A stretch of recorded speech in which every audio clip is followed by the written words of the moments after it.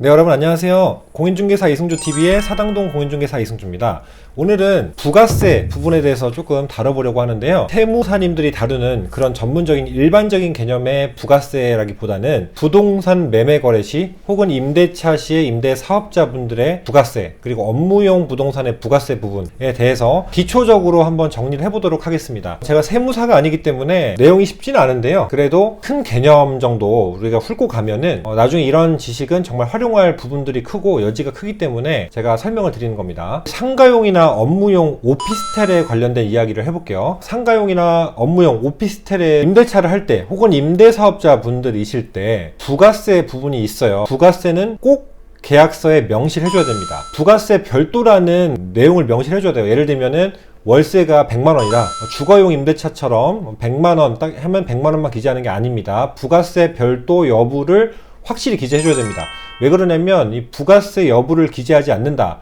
그러면 부가세를 포함한 금액으로 간주합니다. 그렇기 때문에 부가세 별도, VAT 별도라는 항목을 반드시 만들고 체크를 해야 된다라는 건데, 일반적으로 지금 계약서가 양식들이 잘 나와가지고요, 상업용이나 업무용 부동산의 경우 부가세 항목이 따로 있습니다. 그래서 부가세 별도 항목을 체크해주면 됩니다. 첫 번째 사례를 설명드린 대로 기본 개념은요, 업무용 부동산은 부가세가 있다, 부가세를 끊는다 라고 생각하시면 됩니다. 그리고 주거용은 부가세가 없다 라고 생각하시면 되고요. 매매 시에도 상가 부분은 부가세가 있고 건물 부분은 부가세가 발생을 하고 토지는 부가세가 없다 이렇게 생각하시면 돼요. 토지는 부가세가 없다, 주거용 임대차일 때는 부가세가 없다, 매매도 주거용은 부가세가 없다 이렇게 생각하시면 됩니다. 자, 근데 여기서 예외가 있어요. 부가세가 발생하는 경우가 있습니다. 주거용인데도. 이 항목들은 뭐냐면, 첫 번째로는 신축 분양하는 집, 신축 분양하는 집은 부가세가 발생을 합니다. 그 다음 두 번째, 매매 사업자. 이 사람은 사업자잖아요. 그렇기 때문에 부가세가 발생합니다. 사업을 하는 사람이죠. 이 주택이라는 것이, 부동산이라는 것이 이 사람한테는 사업이기 때문에 부가세가 발생을 하는 겁니다. 그 다음에 세 번째, 법인이 단순하게 보유할 경우 부가세가 발생하는데요. 주택을 매매할 때도. 근데 여기서 단서가 하나 있습니다. 자, 국민주택 초과 부분에 한해서만 부가세가 발생합니다. 국민주택 규모가 뭐냐면요, 전용 면적 85제곱미터. 제가 평수를, 제곱미터를 평수로 전환하는, 제곱미터를 번에 바꾸는 방법 영상 올린 거 있죠. 거기 보시면 아시겠지만 85제곱미터면 대략 25평 정도 됩니다. 찾아보면은 25.7평이라고 나와 있어요. 그 규모를 초과하면 이 세 가지 항목은 부가세가 발생한다 라는 부분을 알아두시면 되고요. 자, 그럼 예시를 하나 들어볼까요? 상가주택 건물이라고 해서 상가가 이렇게 1, 2층에 있고 3층, 4층 이렇게 보면 주거로 사용하는 주거 용도가 있는 그런 상가주택이라고 하는 건물이 있습니다. 이 건물을 매매한다고 쳐보겠습니다. 자, 20억짜리예요. 20억짜리 매매할 때 건물분이 얼마인지 토지 부분이 얼마인지를 따로 계산해야 됩니다.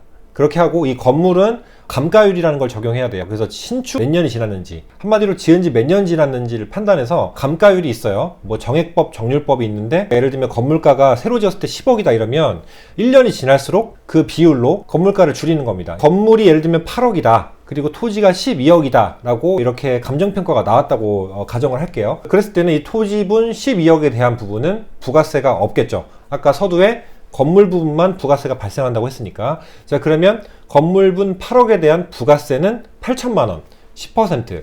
건물분은 따로 부가세가 발생을 하고 지불을 하는 겁니다. 자, 이렇게 했을 때 매도인이 이제 양도소득세 신고 때문에 이제 신고를 하게 되고 매도를 하고, 매수인이 이 부가세 낸 부분을 환급을 받게 되는데요. 원칙은 이렇게 되는데 우리 실무에서는 포괄 양도 양수라는 방법을 사용을 많이 해요.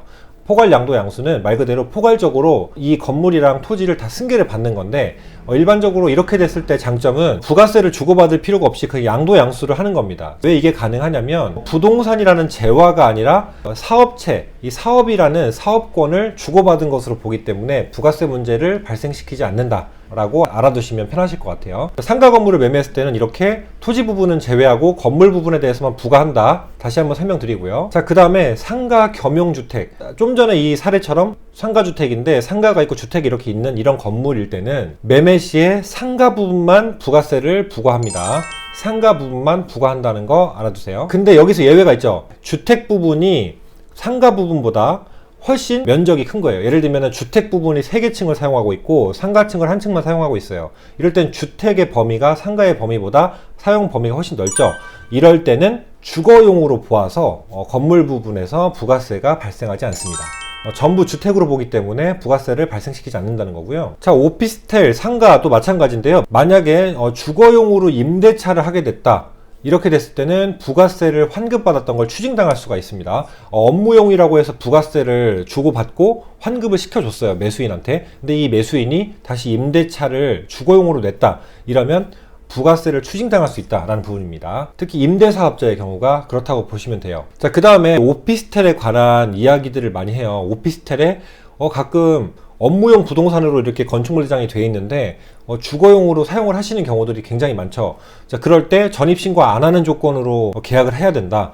부가세 문제는 예외로 해야 된다. 부가세 없다. 이런 식으로 얘기하시는 분들이 있어요. 자, 이 부분은 내용이 길어지니까 제가 업무용 오피스텔 혹은 주거용 오피스텔 상관없이 이 오피스텔에 전입신고를 하지 말라고 하는 이유, 그리고 오피스텔에 왜 전입신고를 못하게 하는가, 자, 이 부분을 부가세 부분과 조금 결부도 되지만 다른 부분이 있기 때문에 제가 다음 영상에서 여러분들께 설명드리도록 하겠습니다. 자, 오늘 기본 개념은 단순합니다. 토지는 부가세가 없다. 건물은 부가세를 낸다. 건물도 업무용만 부가세 낸다. 주거용은 부가세 없다. 이렇게 판단하시면 된다가 기본 개념입니다. 거기서 이제 쪼개면 상가 주택인지 상가 건물인지 비율이 어떻게 되는지 업무용 주거용 이렇게 나누는지 이런 식으로 판단이 된다라는 부분이 좀 세분화된다라고 보시면 돼요. 그리고 부가세 계약하실 때 부가세 별도인 부분 꼭 명시해야 된다라는 부분 다시 한번 체크 드리고요. 네, 이렇게 해서 오늘 간단하게 설명 마치도록 하겠습니다. 오늘도 도움이 되셨길 바라고요. 여러분 시청해주셔서 감사합니다. 다음 영상에서 또 만나겠습니다. 감사합니다.